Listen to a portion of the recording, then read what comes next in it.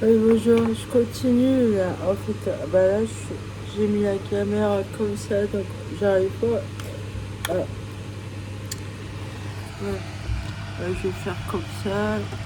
Je vais tenir. En fait, c'est par rapport. Euh,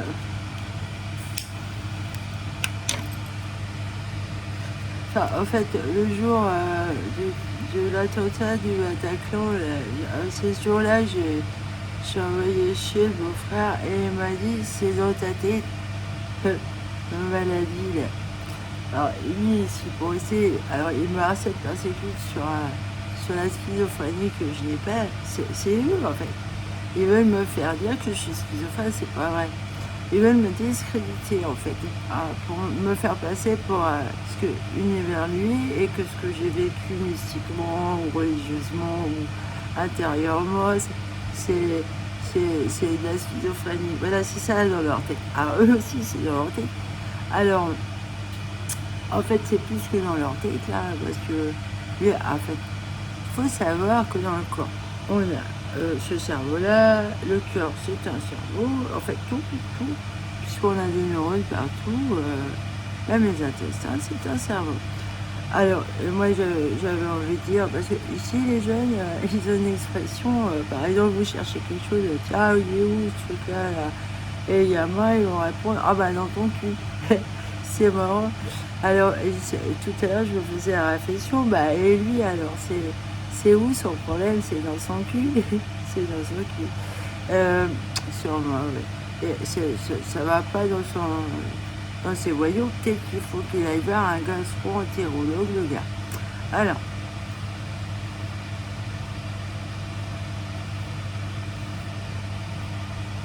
excusez-moi.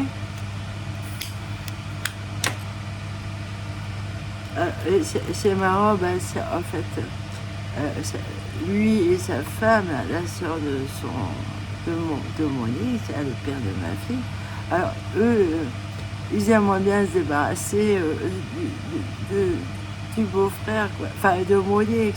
Ah ouais, le père de... Ils aimeraient bien. Oh oui.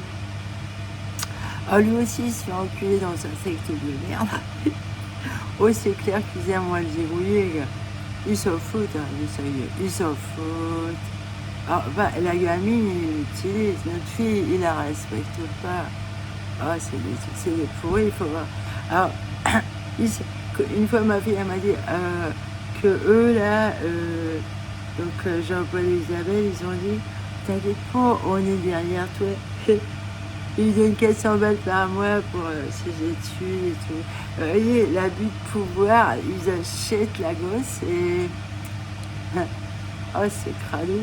Et ah bah, abus de pouvoir, quoi. Puis l'autre, il est complètement déjanté, son père. Oh, il faut voir comment il est. Alors, ils disent pas toutes les vérités. Alors, chez eux, la devise, la déguisée, là, Madame Monique, c'est mettez ça sous le tapis. Chut, chut. La mamie Isabelle, c'est chut, ferme ta gueule, petit pot. Alors, avec mon autisme, il m'aimait pas, en fait. Bon, non, parce que moi, je dis ouvertement les choses. Et Jésus, c'est des bons jouets, quoi, c'est du cul, quoi. C'est dans ton cul. Alors, c'est marrant parce que, en fait, ils mettent tellement tout sous le tapis. Il y a une histoire de famille, il y a le mystère de la mort du père, du, du grand-père de ma fille, en fait, du côté paternel. Alors, ils adorent raconter des salades, en fait. Mais ce qu'il faut savoir, ça crée des traumatismes. À force de tout mettre sous le tapis comme ça, là, c'est pas bon. Vos enfants, ils vont être malheureux. Oh ben, moi, j'ai envie de dire à ma fille, Isabelle a été dire à ma fille, sois pas comme tes parents.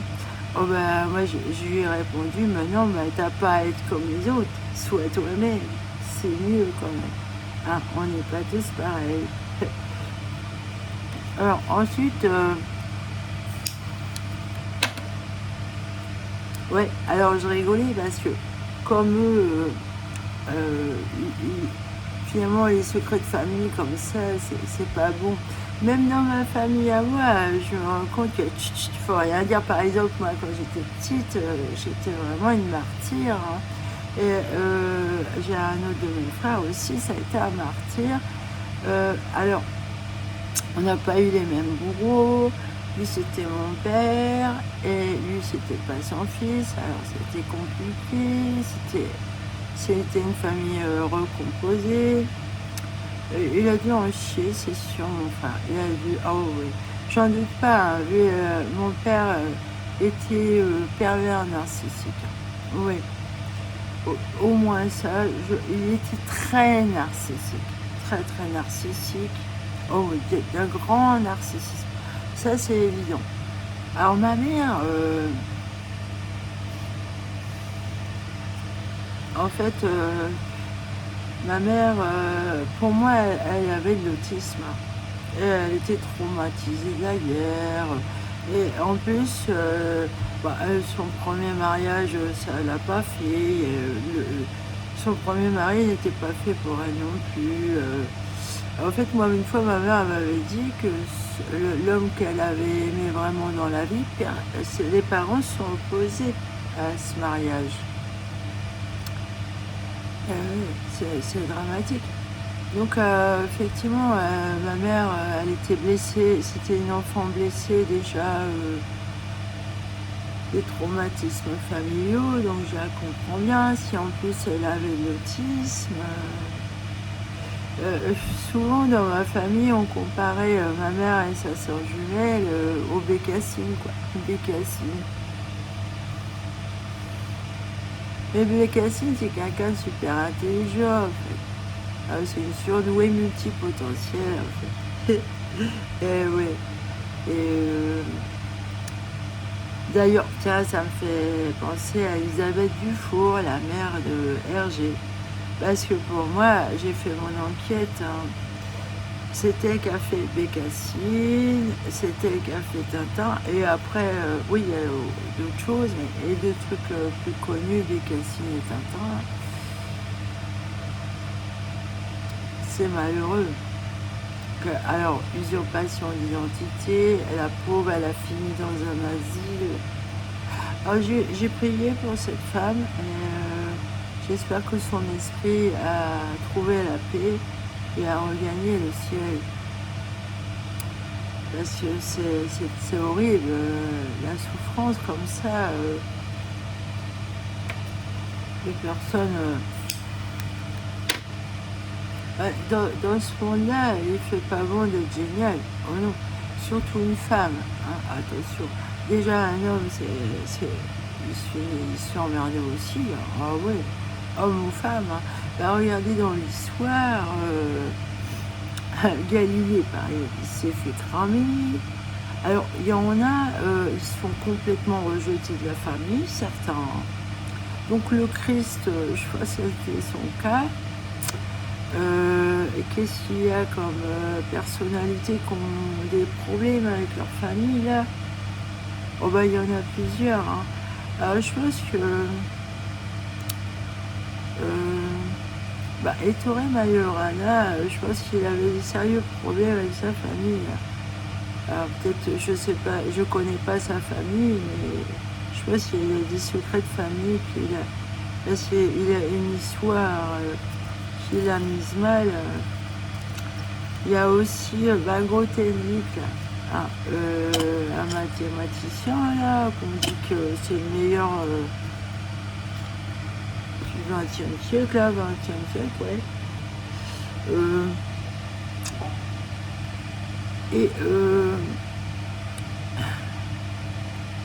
Comment dire, il y a aussi Spinoza. Bon, il y en a comme ça, ils sont martyrisés. Et sûrement, il y a des fouteurs de merde. Hein. Après, on ne peut pas jeter complètement la pierre. Mais moi, c'est clair que dans ma famille, même, hein, et ceux avec qui j'ai été élevée, mes frères et sœurs, ils m'ont complètement rejetée dès toute petite. Hein. Moi, j'étais toute seule. Alors, on est 4 enfants et moi j'étais toute seule rejetée. On m'avait baptisée grosse vache, hein, et c'était comme ça qu'on m'appelait. Pas mes parents, mais mes frères et sœurs, oui. Et on m'a accusée d'être la chouchoute. Alors effectivement, je suis quelqu'un de très affectueux, donc j'étais affectueuse. Je recherchais l'affection de mes parents comme tout n'importe quel enfant. C'est stupide de m'avoir collé cette étiquette de merde, parce que je vois pas en quoi ils m'ont plus chouchouté que les autres en fait. Par exemple, eux, ils avaient des bons lits. Alors moi, j'avais un lit pourri, avec un matelas pourri. Des fois, ils servaient à faire dormir des gens de passage, parce que c'était un grand lit à 2 places. Et il était pourri, le lit. Et ça m'a beaucoup abîmé mon dos. Alors, comme je suis Ehlers-Danlos et que j'ai ce problème aussi avec cette maladie génétique, ça touche le dos aussi. Vous imaginez pas forcément que ça m'a abîmé le dos. Donc j'avais une scoliose très jeune. Hein. On m'avait fait faire des... Oh, je revois mon père, con comme un valet, qui me disait Nathalie, reçois. Vous voyez, comme quoi.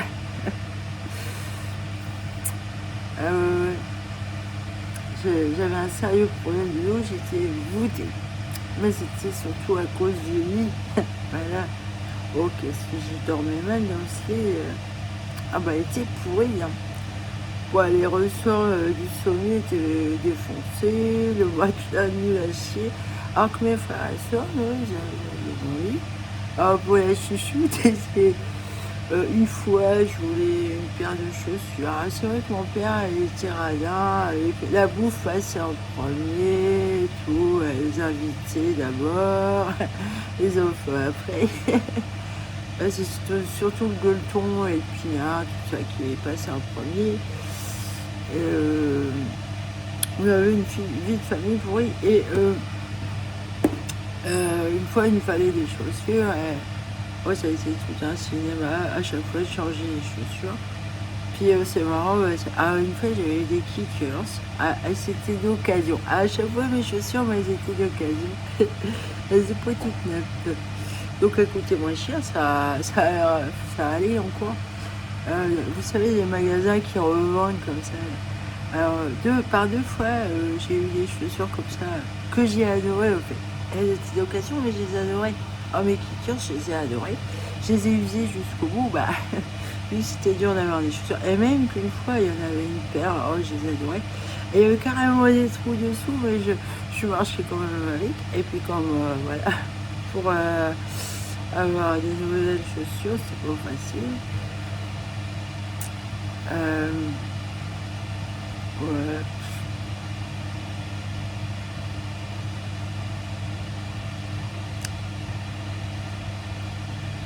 Je remets les pendules à l'heure parce que je vois bien qu'il y a plein de choses racontées dans mon dos, mais vous voyez, moi je suis toute seule, je sais pas ce qui est dit derrière moi, je sais pas. Non. On raconte ce qu'on veut. Alors effectivement, ça m'a bousillé mon avenir auprès des gens sérieux avec qui j'aurais voulu être et apprendre de plus, mieux et beaucoup plus, quoi. Mieux et plus. Voilà. On m'a beaucoup salé. On m'a martyrisé. Ouais, alors, Jean-Paul, c'est dans ton cul ton problème. Pauvre gars. T'as beau être docteur et le représentatif de l'autorité, de toute manière, t'es à la retraite, qu'est-ce qu'on a branlé, mais t'es... Enfin, ta femme, quand même, j'y ai sauvé par 2 fois avec mes prières. Ah, je le sais. Hein. Même quand je lui ai dit ce qui lui donnait des calculs biliaires. Ah ouais, elle a failli crever. Hein. Peut-être qu'elle aurait aimé mourir, elle, genre le roman, là, le mythe. Oh, Marie-Claire, la sainte, elle est morte très jeune.